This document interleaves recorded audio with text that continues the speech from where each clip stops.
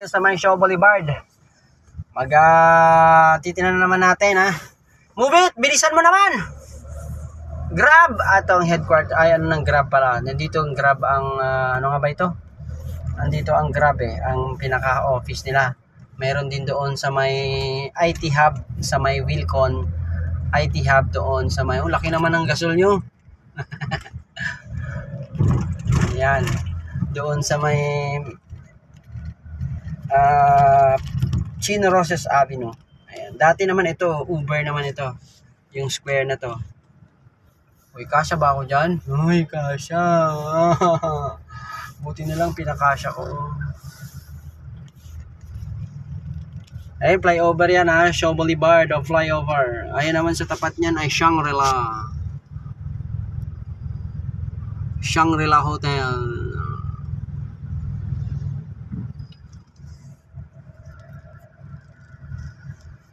Oh, may mga jeep. Merong nagmamasada ng jeep ayun oh, di ba?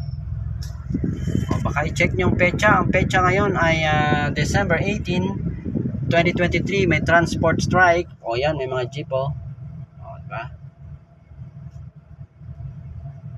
Oh, di ba? Merong jeep. Sige, pasada lang kayo. Pag kami magharang sa inyo, sabihin sa akin. Nagtatrabaho lang naman kayo, naghahanap buhay lang naman kayo. Bakit kayo harangin ng mga nag-i-strike? Dapat nga, sila nga yun dapat ang kino-question bakit sila nag-i-strike. Yung inyong trabaho na mga jeepney, di ba? Paano kayo kikita kung mag-i-strike kayo? Paano pagkain sa inyong pamilya, di ba? Okay, kung ngayon, kung gusto nyo mag-strike, huwag nyo idamay ang gustong magbiyahe. Huwag ganun. Sama yun, hinaharang yung mga nagbibiyahe. Transport strike kayo. Paano naman ang mga commuter na tinulungan kayo? Imagine napalaki nyo inyong mga anak, may panggastos kayo pang paaral dahil doon sa mga commuters na inyong sinasakay. Diba?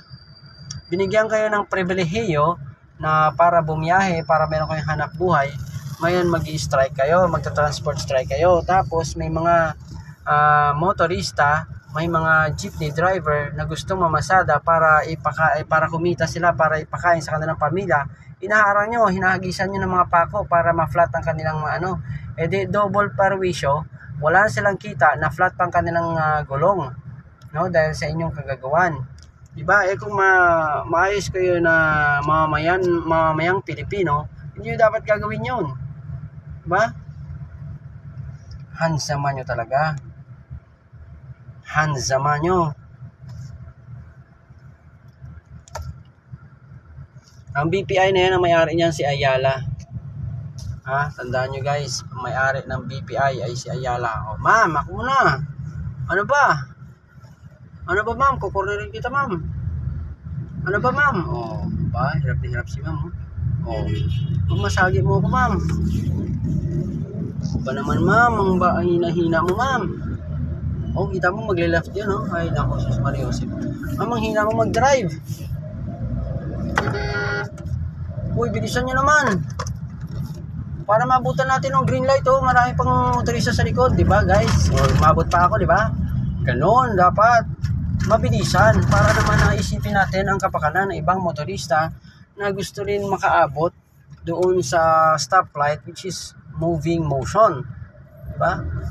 So Shaw Boulevard ang ating binabaybay mga ka-channel. Ito ay ang lokasyon natin ay dito sa bansang minamahal, ang lupang ating tinubuan, the Philippines, the pearl of the Orient Seas. Wakwak Village. Wakwak Residence Vehicles with the Wakwak Residence Association Inc. Pag ako binangga nyo, maabala kayo. Sige kayo. Shaw Boulevard. Shaw Boulevard. Nandito nga pala ang PCSO, Philippines Charity Sweepstakes Office sa may Shaw Boulevard. Malapit lang ito sa EDSA. Kapag EDSA, kakanan kayo ng Shaw Boulevard. Ayan, bound to Quiapo. Ayan, kakanan na kayo ng Shaw Boulevard, bound to Quiapo. Ayan, maya-maya lang, makikita nyo na ang PCSO. Kung kayo ay nanalo ng 500,000 sa sweepstakes, no, sa lotto, dito nyo kukuhanin sa PCSO. Oy. Ito, lalamog na to, yo. Hindi mo alam kung ano kung, ay naku.